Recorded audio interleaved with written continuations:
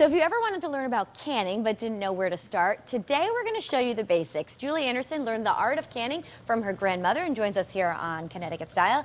We've never had canning on before, at least since I've been here, so this is pretty interesting stuff. You said it's kind of a family tradition. Tell us about it. My grandmother started, my great-grandmother actually started it, and I have some of her old recipes as well as my mother.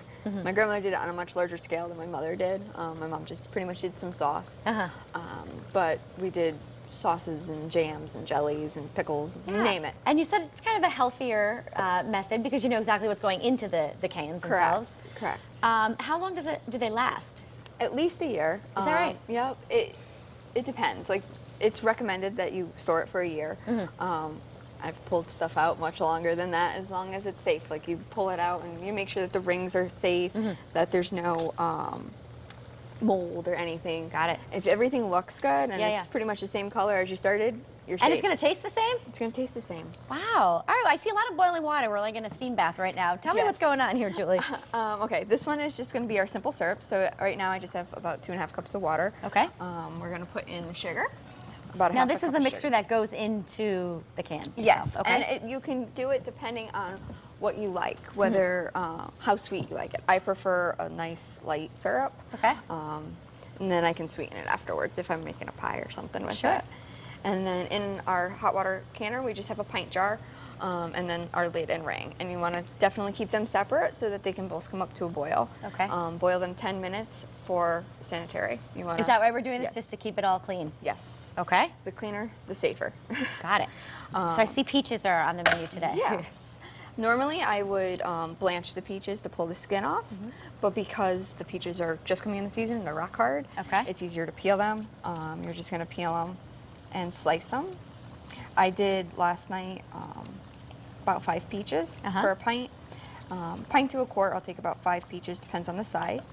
And I just put them in a little lemon juice and water for overnight. If you're doing them right away, you don't need to. Okay.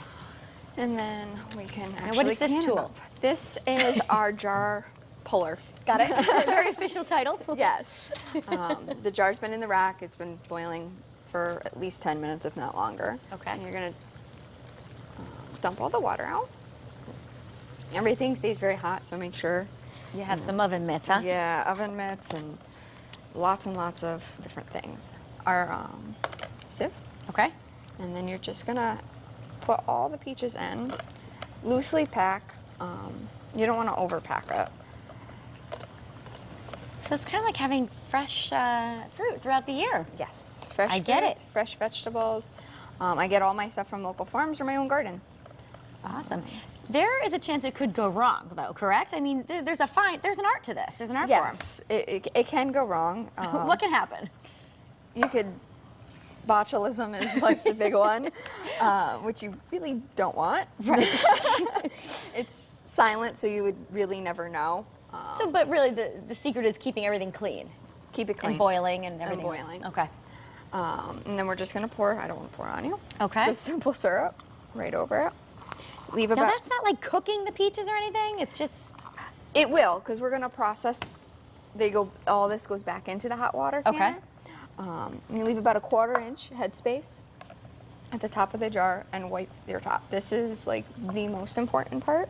So it stays clean, no mold can form, right? Correct. Got it. And that's where the lid and everything seals. So the cleaner, the safer. And then you just take out your lid, my little magnetic tool. Wow, you have all the tricks of the trade, huh? Yes. Now, how do we seal it, I suppose? Is that why we're going into the other water? Yes. Oh, I'm getting it, Julie. I got it. Yes. Would you say you have a specialty? Jam. Really? Yeah. I love making jam. I have to have every color of the rainbow or I kind of go crazy and like invent new ones. Oh, great. What have you done this year? I've already put up about 140 jars. Where do you keep it all? My basement. You do?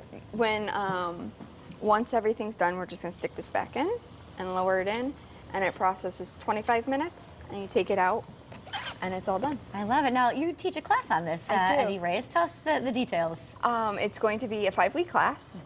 We're going to do, peaches are going to be the first night. Peaches are pretty much your simple, basic intro canning, and we're going to do salsa and dill relish. Great. A jam, and